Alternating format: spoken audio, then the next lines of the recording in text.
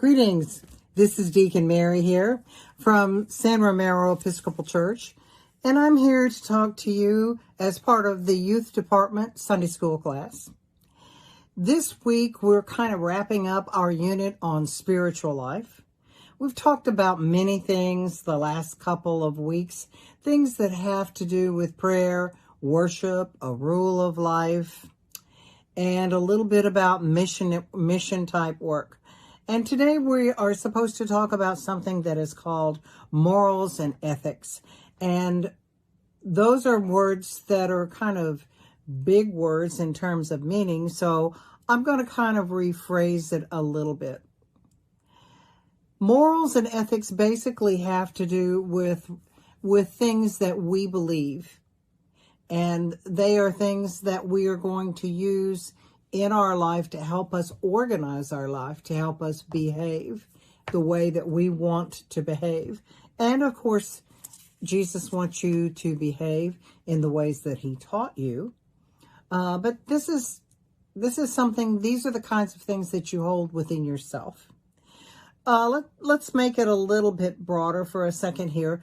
If you want to go on a trip, you probably are not just going to get up in the morning and just head out the door and that's it and just go on a trip. You are probably going to sit down and say, well, who am I going to go with? Where are we going to go? How are we going to get there? How long are we going to stay? If we're going to stay, are we staying with family? Are we going to get a hotel? Do we need a reservation? Do I need to pack a suitcase? All of these sorts of things. You have to make plans, all right? In life, you can do the same kind of thing. You can just kind of walk out the door and let other people say, well, you need to go to school, and you go to school, but you don't ever decide what you want to be in life. You don't particularly work very hard, and you'll probably make it through with something.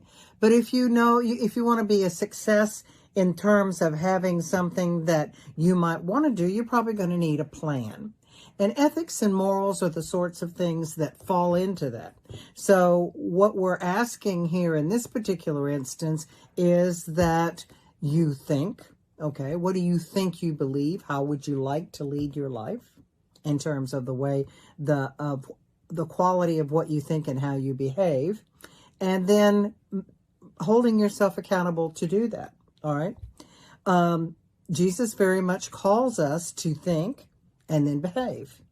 And so one of the things that we have been discussing and working with you in Sunday school is to encourage you to understand the ways that Jesus would like to have you think and behave. There are two things that we now call the two commandments that Jesus taught that are in Matthew, and they are in Matthew 22.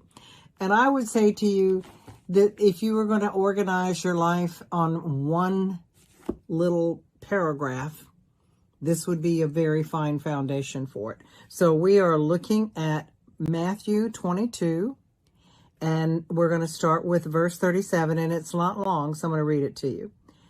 And he said to him, "You shall love the Lord your God with all your heart, and with all your soul, and with all your mind. This is the great and first commandment. And a second is like it. You shall love your neighbor as yourself.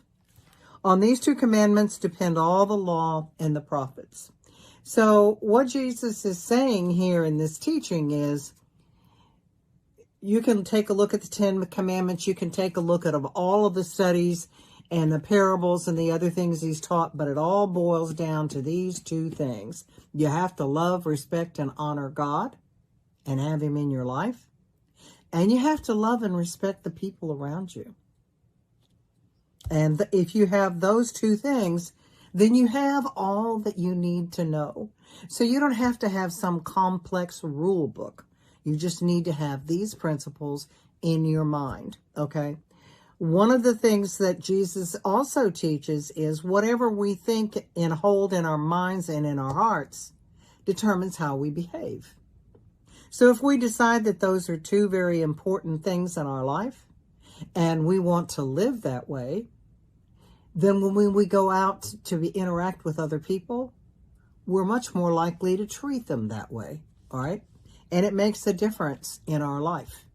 And so that's one of the things that I would suggest to you with ethics and morals is, what are you going to put in your life, in your mind, and in your heart that is going to help you govern how you interact with the world around you? So that's the think part. Jesus calls us to think, to believe, to make a stand. What do you believe? What is really in your heart? And you're getting old enough now to start understanding that and start figuring out what that is. The other thing that he calls us to do, which can sometimes be challenging, is he calls us to actually act out on what we believe. I call it the do. He expects us to do what we believe. And there's a wonderful parable also in Matthew. It's in Matthew 21. We're going to go to verse 28. And Jesus says, a man had 2 sons, and he went to the first and said, Son, go and work in the vineyard today. And he answered, I will not. But afterward he repented and went.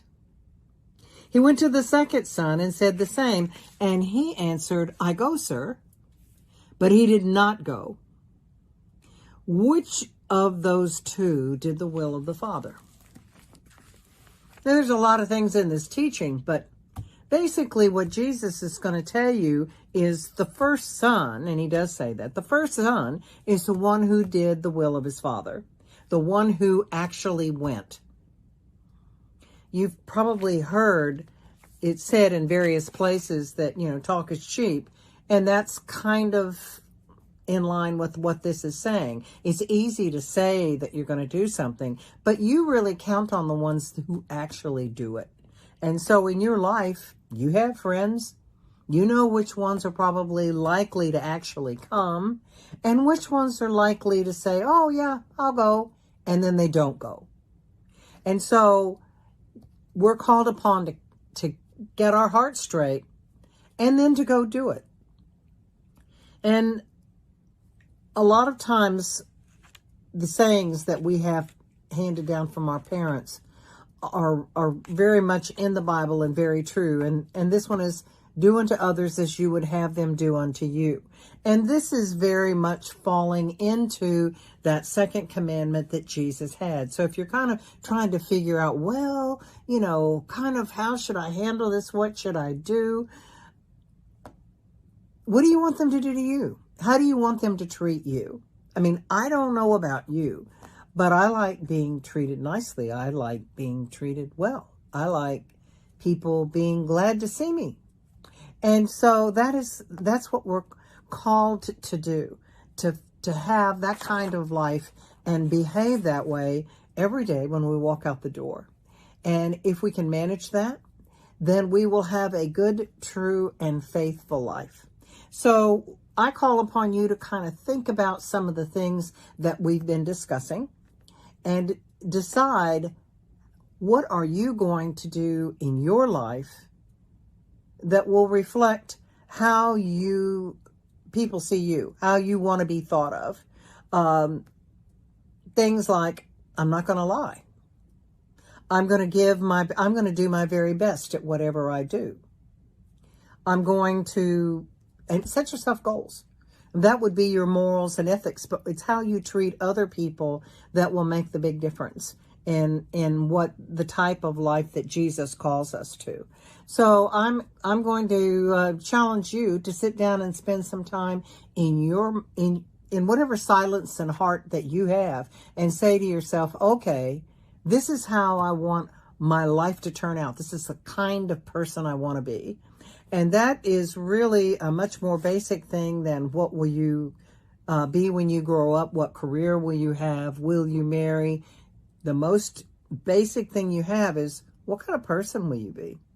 Do you want to have a relationship with God? What does that look like? How do you want to treat people? And that's the way you get up in the morning and you go. That's why I pray. That's why I go to church every Sunday, to help me stay in line with the things that I have decided are very important for me in my life and my relationship with God. What has God called me to do? And what does he call me to be? I find that I have a lot more joy in that than if I try to put myself in charge. When I put myself in charge, I can only really accomplish what I can think of. But anytime I put God in charge, all kinds of things can happen. And I've been very happy with what he has chosen, to be quite honest with you. So I hope that this has given you a few things to think about.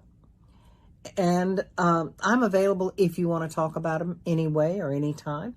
You can get my phone number. You can get my email, and you can catch me in church.